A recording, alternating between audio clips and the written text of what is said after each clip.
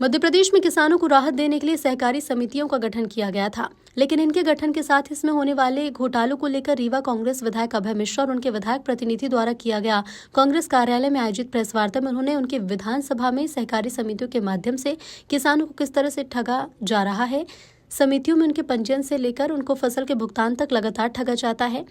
विधानसभा में किसानों के साथ अनियमितता है, किसानों को किसान नहीं माना जा रहा, फसलों के भुगतान 10 महीने बाद भी नहीं हो पा रहे हैं, सहकारी समितियां मनमानी कर रही हैं और जिला कलेक्टर संरक्षण दे रहे हैं। मुख्यमंत्री ने जांच के निर्देश दिए, उसके बाद भी अभी तक जांच नहीं हुई। जब मुख्यमंत्री रीवा या विधानसभा के दौरे पर आते हैं तो सरकारी समिति अधिकारी पुलिस के साथ मिलकर किसानों को बंद करवा देते हैं ताकि वो मुख्यमंत्री के सामने बात न कह पाए। समितियों के जरिए किसानों को लगातार प्रताड़ित किया जा रहा है, उनकी कोई भी सुनवाई नहीं हो रही है।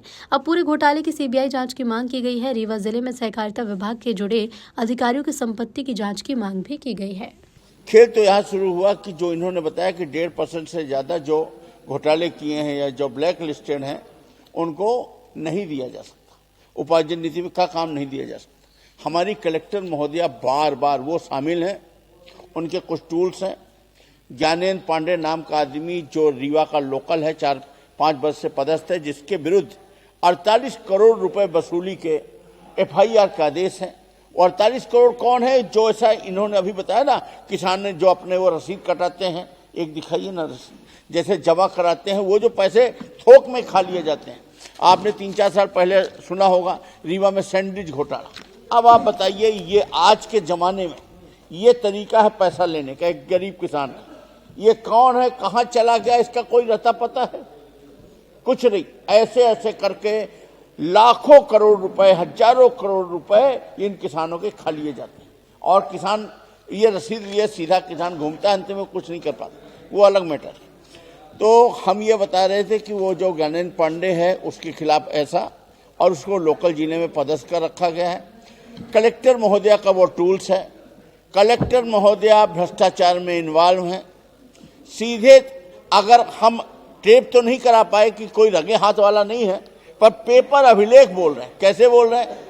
जो शासन की नीति है कि 1.5% से ज्यादा होगा उसको नहीं दोगे, आप उनको बार बार दे रहे हो, बार बार दे रहे हो, उनके खिलाफ कार्रवाई नहीं कर रहे हो।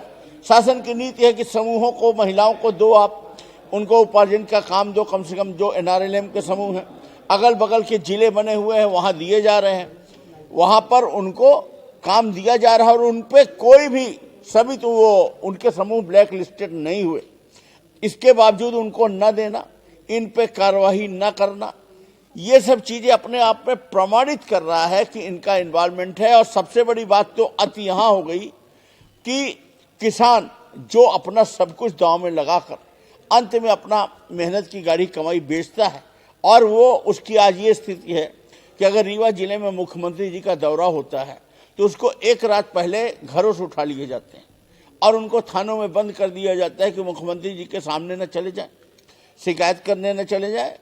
और वो ये प्रताड़ना भोग रहे हैं। वो किसान खाद के लिए लाठी खाएं, कर्ज लें, सब करें और अपना पैसा भी मांगे और ना मिले, और कलेक्टर उनको पहले समर्थन करें, किसानों को झूठा बता दिया। और वो जो भ्रष्ट इनके छोटे छोटे कर्मचारी हैं उनके रिपोर्ट को सही बता दिया। रीना श्रीवास्तव जो उप प्रशासक है उसने सही लिख दिया तो उसको निलंबित कर दिया। आज तक अभी भी उसको बहाल नहीं किया, जबकि कलेक्टर ने ये मान लिया कि हाँ किसान सही थे। अंत में उनको मानना पड़ा, फिर तुम भुगतान क्यों नहीं कर रहे? क्योंकि वो पैसा निकल चुका है। फिर इसके बाद हाई कोर्ट में समिति प्रबंधक की इन्होंने मदद की और ये कहलवाया कि अगर इसको जेल में डाल देंगे तो किसानों का पैसा कौन देगा। उसने और उसको इस आधार पर जमानत दिला दी और उसने 1 रुपए भी नहीं जमा किया। अब उसने एक और स्टे ले लिया। ले दे के सबसे सरल कौन है? किसान। मर कर कौन रहा है? किसान।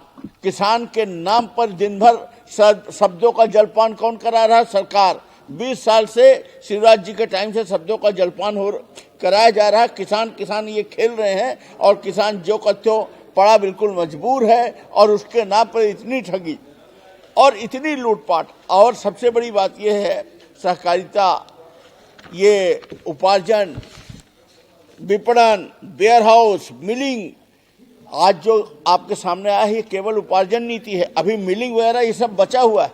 अगर इनसे जुड़े हुए लोगों की संपत्तियों की आप जांच कराएं तो ये जो लाखों करोड़ का घोटाला है वहां आपको दिख जाएगा। एक तरफ कर्ज ले रहे हैं और दूसरी तरफ लूट कर रहे हैं और किसान के नाम पर भ्रष्टाचार हो रहा है और अभी भी हमारे रीवा जिले के 59 किसानों का पैसा नहीं दिया गया।